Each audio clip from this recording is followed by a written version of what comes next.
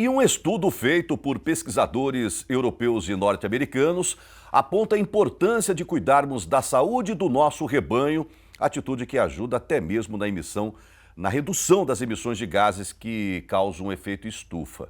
É isso mesmo, pessoal. Quanto mais o gado é saudável, menor é a emissão de metano, né? Quem diria, gente, rebanho com a saúde em dia significa maior contribuição ao meio ambiente. Que bom, né?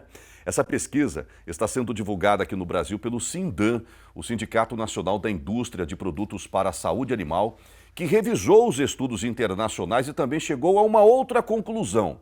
Bovinos doentes aumentam as emissões em 113% na pecuária de corte e 24% na produção leiteira. Para entender melhor este estudo, eu converso agora com o Emílio Carlos Salani, o principal porta-voz do Sindan, ele que construiu toda a sua carreira trabalhando como executivo em várias indústrias veterinárias do país e tem um vasto conhecimento relacionado à pecuária aqui no Brasil. Emílio, muito bom dia. Seja bem-vindo, meu amigo, novamente ao Giro do Boi.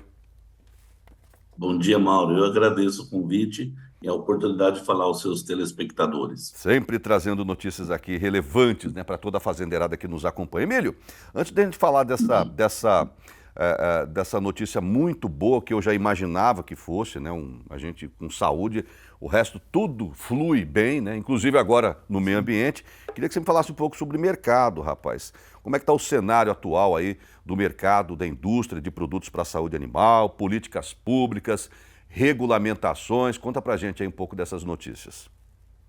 Bom, Mauro, é oportuno esse convite que você fez, porque nesse exato momento nós estamos medindo como nós vamos concluir esse ano em termos de crescimento no mercado veterinário. Lembrando que nós do Sindan falamos apenas de produtos farmacêuticos e biológicos para a sanidade dos animais, seja bovinos, suínos, aves e animais de companhia. A parte de sal mineral e nutrição é outra entidade que representa.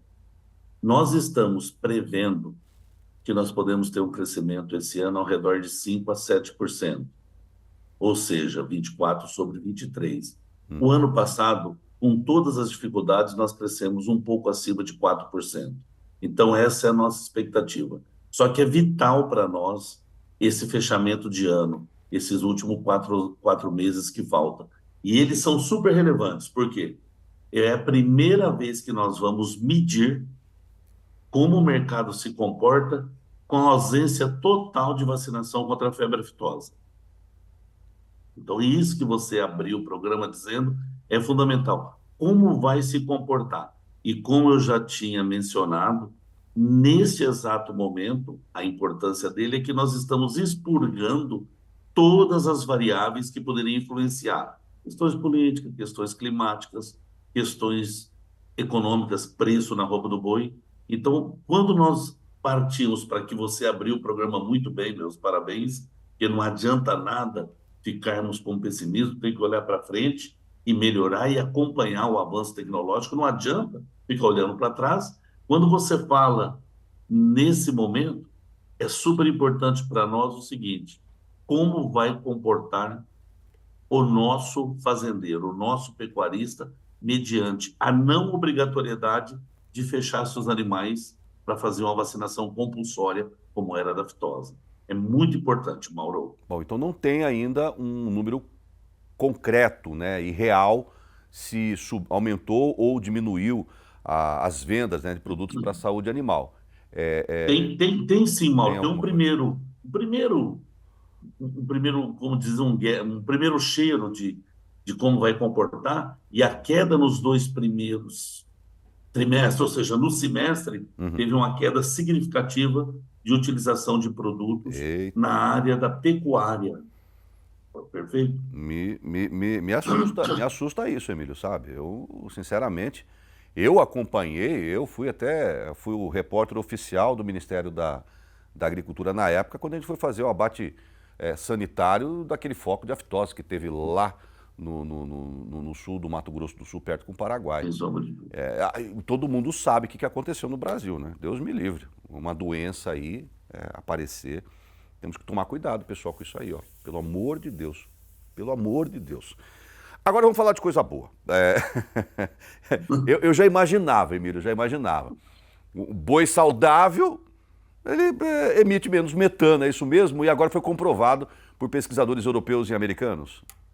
Exatamente. Nós temos um vínculo com o SINDA Mundial, vamos dizer assim, que é denominado Health for Animal, que fica na Bélgica. Nós somos membro integrante de todos os grupos técnicos e eles estão trabalhando lá fora e nós aqui no Brasil, aprendendo e caminhando.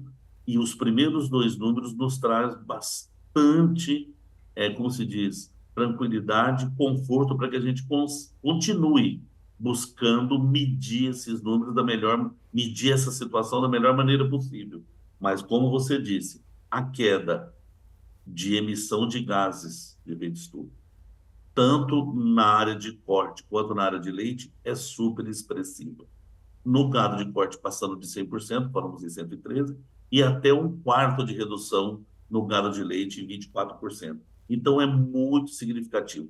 E eu sempre trabalho, Mauro, eu tento interpretar toda essa numerologia e transmitir para o fazendeiro de maneira muito simples.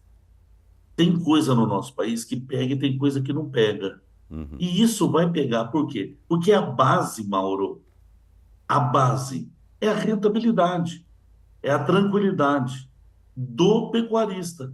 Quanto mais ele aplicar técnicas adaptáveis ao seu rebanho, buscando evitar enfermidades, diminuir ciclo, mais ele vai colaborar com o meio ambiente. Então, ele está buscando a sustentação, a viabilização do seu negócio, e, por um outro lado, ele está colaborando com o ambiente. Ele não está pondo dinheiro para colaborar com o ambiente. Ó, o que eu estou fazendo? Eu, pecuarista, estou fazendo, cuidando do meu rebanho, estou vacinando, estou evitando que os animais adoeçam, estou encurtando o meu ciclo, estou fazendo todo esse tipo de trabalho. E o que você está fazendo por outro lado? Eu estou dando sustentação ao meu negócio. E por outro lado, eu estou fazendo o seguinte, eu estou colaborando com o meio ambiente. Essa tem que ser a visão para quem está nos ouvindo. Eu estou fazendo o meu trabalho corretamente, eu estou dando sustentação ao meu negócio e colaborando com o meio ambiente. Baseado em que, o Emílio, vocês fizeram uma revisão desses estudos, é claro, e também chegaram a uma outra conclusão. Por que a pecuária de corte ela emite mais metano se um boi estiver doente, em torno de 113%, em relação à pecuária de leite, que é de apenas 24%? O binômio que todos eles estão buscando para entender essa diferença gritante Uhum. é devido à extensão, o tipo de criação, certo? O número de animais envolvidos e o tempo de resposta que você vai cuidar desse animal. Você olha para a pecuária de leite, nós podemos dizer hoje que a pecuária de leite, de média para altamente desenvolvida, ela é individualizada. Você trabalha o indivíduo, você trabalha o animal como indivíduo, você vai socorrer esse animal. E, por outro lado, nós estamos falando de rebanhos. Uhum. Então, você tem um rebanho acometido com uma determinada enfermidade. Ele vai ter um problema generalizado. Todo rebanho vai ter problema. Você abriu a nossa conversa hoje aí, pedindo ao pecuarista o seguinte: ó, você vai iniciar a estação de monta, não esquece da leptospira. Exato. A leptospirose tem que ser observada, você entendeu? É importante na questão reprodutiva, sem sombra de dúvida. E você vai ter animais saudáveis. Então, o nosso primeiro entendimento, nós temos um diretor, chama-se Luiz Monteiro, totalmente voltado para esse assunto. Hoje ele está em Omaha, nos Estados Unidos, em Nebraska, fazendo o quê? Acompanhando um estudo do JECFA, do CCVDRF, uma sigla complicada. E eles estão discutindo, ele está vindo de Washington, onde se discutiu isso no SINDA Mundial, e eles buscam o quê? Mensurar. Como nós vamos medir? E nós temos por obrigação aqui dizer para o nosso pecuarista o seguinte: você fazendo isso, você está se protegendo e protegendo o meio ambiente. O pecuarista já faz a sua reserva natural, já tem X% da sua área reservada, e em cima do rebanho, o que ele está fazendo? Se mantendo e protegendo o meio ambiente. Eu acredito, Mauro, muito, que esses números vão se acomodando. eles vão se ajustando ao longo do tempo. E ele vai variar assustadoramente de país para país. País que busca muito o confinamento, país que trabalha extensivo como o nosso, em cima disso tudo. Então, eu acredito que, por exemplo, você tem um número, a vacinação e controle de parasitas, a vacinação e controle de parasitas. Nós estamos num país tropical. Uhum. Nós temos problemas seríssimos com parasitas externos e internos. Exato. Verme, carrapato, berne, Mosca. mosca do chifre, sarna, piolho. Você fala, Emílio, tem um primeiro? Tem. Eles podem cortar em 40% a emissão de gases de estufa. Você fala, mas isso tudo, se melhorar a produtividade, pode reduzir globalmente a emissão em quanto? Globalmente, em até 30%. Aí você Ó, fala, mas se você reduz as doenças em 10%, quanto você vai gerar de toneladas de carne a mais? Estou falando em 800 milhões de toneladas de gás estufa, com redução de 10%, certo? Dessas doenças. E você fala, quanto eu alimento a mais? Eu consigo alimentar pessoas com 46,7 bilhões de quilos. Então, tem uma numerologia jogada em cima disso que é melhor sanidade, redução do efeito do gás estufa, proteção do meio ambiente, questão social, alimentação das pessoas e sustentação do nosso negócio. exatamente. É a primeira vez que eu vejo o negócio, eu falo com a equipe do Sindan. Pessoal, nós temos que entender como o pecuarista precisa interpretar esse assunto. Ele está fazendo o melhor dele para ele, para o seu negócio, para a sua família, para a sua empresa, e também está tendo esse benefício, não vou dizer extra, mas adicional. Exato. E lembrando, né, que o Brasil está com... Só fiz uma confusão. Sim. São reduzindo 10% das doenças, nós promovemos uma queda de 800 milhões de toneladas de efeito estufa. Isso é pensando globalmente. Ah, por que que você está falando isso, Mauro? Porque ainda não há um mercado para essa questão de a gente reduzir, mitigar e até gerar crédito de carbono. Porque quando esse trem chegar, aqui, aí fala assim, puxa vida, eu não me atentei para aquela conversa que o Mauro estava tendo com o Emílio lá atrás. Se eu tivesse já feito isso lá atrás, fazendo sistemas integrados, por exemplo, né, eu já estaria ganhando dinheiro hoje. A gente está tentando antecipar o que pode acontecer com o pecuarista daqui a pouco, né, gente? Além da gente garantir a preservação da nossa espécie, né? A perpetuação do ser humano, né, Emílio? E a manutenção de maneira digna da classe pecuarista. Ué. O pecuarista, ele não pode mais ter esses reveses, não pode, nosso colega falou anteriormente, passou esse período. Tem coisas que são involuntárias, nós não vamos controlar essa seca, essas coisas vão acontecer. Você acabou de falar, começou a chover um mês, 20 dias. Você Mauro, é um dos primeiros que eu vejo falar, ó, vai ter seca aí o ano que vem. Isso é um serviço, gente, de conscientização que pode parecer, pô, mas esse cara está falando de seca, começou a chover, mas é isso que você falou, é a previsibilidade. Não, tem um amigo meu lá que zerou o pasto dele, ele não tinha 1 metro quadrado de silagem, não tinha um fardo de feno, não tinha nada, não tinha uma capineira, não tinha uma rocinha de cana para poder cortar e dar pro boi dele. Você sabe o que ele tem que fazer? Deu praticamente de graça o gado para não morrer. Deu de graça. Porque ele precisava desfazer daquele animal. Aí o sabido, vamos dizer assim, vizinho dele, o cara tava com silagem, o cara tava com feno em pé, o gado tava saudável, foi lá e pegou o gado dele e pagou metade do preço.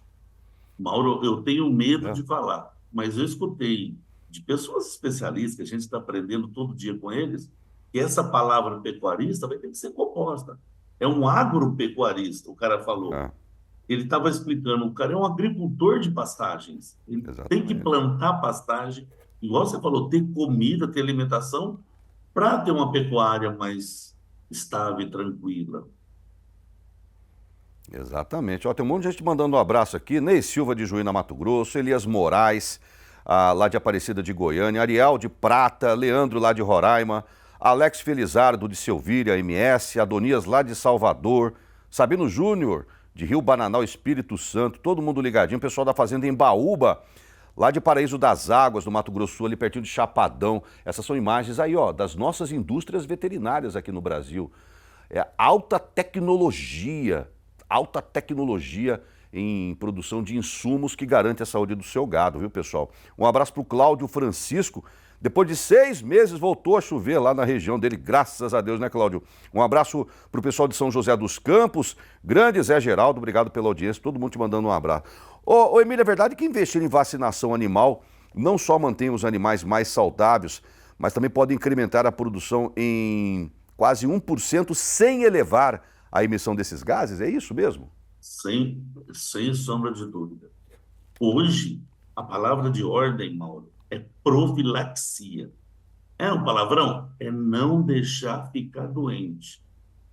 É vacinar. Você falou de leptospira, a gente vai lembrar o pecuarista que está nos ouvindo.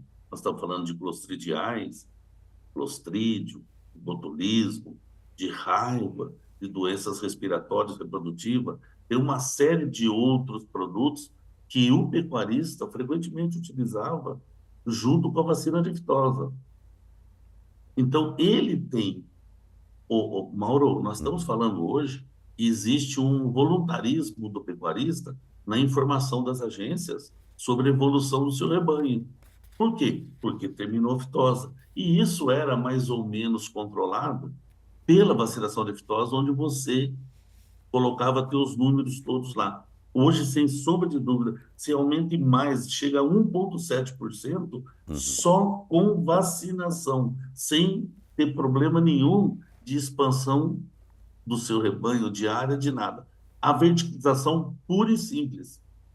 É verdade, me lembro bem, no ano passado, até uma conversa com um querido, saudoso Dr. Francisco, na época ele era presidente do Conselho Federal de Medicina Veterinária. CFMV. Exatamente, que fez uma parceria muito grande com a gente aqui. Falou, Mauro, a gente tem 220 mil médicos veterinários no Brasil. A gente chega a exportar esses profissionais, por exemplo, na esfera reprodutiva, para Estados Unidos, para Austrália, Nova Zelândia, Europa, Canadá, de tão bom que é o médico veterinário brasileiro. Então, não se acanhe de você dar um grito. Você que deve estar assistindo a gente em lojas veterinárias, aliás, é uma coisa muito bacana, Emílio, não sei se você sabe, mas eu conheço centenas de lojas veterinárias no Brasil que colocam um televisor lá para assistir o Giro do Boi, deve estar nos acompanhando agora, coloca lá um pão de queijo, um café, um suco, o pecuarista passa ali, ó, assiste o Giro do Boi, faz um lanche, já compra um medicamento, já compra um bolo de arame, depois pica a bula. Pergunta aí pro seu balconista quais são os médicos veterinários que ele tem aí para poder... E já põe na caminhonete esse veterinário, já pica a mula para sua fazenda, faz um apanhado de como é que está a saúde do seu gado e bola para frente, cara. É isso aí. É o que eu posso te orientar. Entendeu? Não vai deixar furto. Voltou agora, maravilha, voltou a chuva, mas com ela volta ectoparasita, verme vem com força. Tem que vermifugar seu boi, cara. Ele não vai ganhar peso. Sem sombra de dúvida. Né? Essas coisas todas. Queria agradecer essa prosa, como sempre, com meu amigo Emílio Salani, sempre trazendo aqui informações relevantes para toda a fazendeirada. Queria agradecer, Emílio, e parabenizar mais uma vez o Sindan por esses esforços concentrados aí, ó. E conte sempre com a gente aqui no Giro, aqui no Canal Rural, para a gente divulgar essas coisas boas, essas frentes aí de trabalho de vocês, tá bom? Muito obrigado. Mauro, eu te agradeço, o Sindan e toda a minha equipe à sua disposição. Sempre que necessitar, estamos às ordens. Grande abraço, querido. Até mais.